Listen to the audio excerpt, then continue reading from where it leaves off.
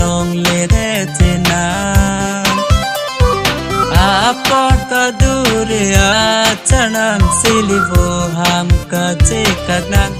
nang ni la kang hon kirte akang hon nani kaya lo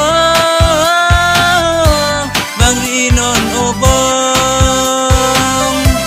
nang ni la kang hon kirte akang hon nani kaya lo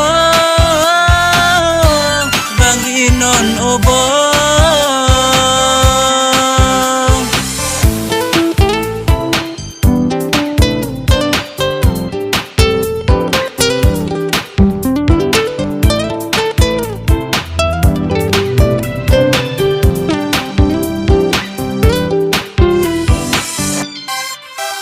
hitung kacitat acar namke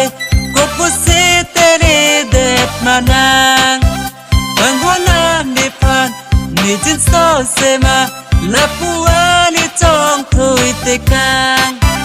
gun me kaboche alam itung kacitan tiriklang bontanang kanghon kenon dokoklo nang kape kapa nang nilok kang hon kirte akang hon nani kaya lo bang inon obong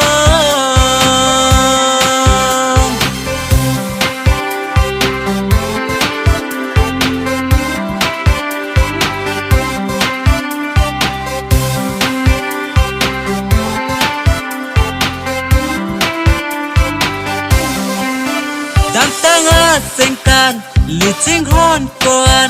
botani dunga vedet nang tang honang pele motor ka celong rupa ajoy le lokang hon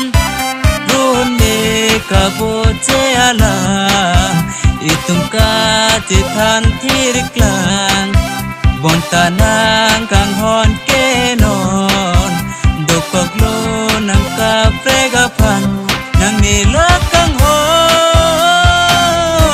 kirte akang hon nani kaya lo bang inon obong nang long pobon puni nang pan nang long le de tenang porta duria chanam silivo ham ka che kagnang nang ni la kang hon kirte akang hon nani kaya lo bang rinon obong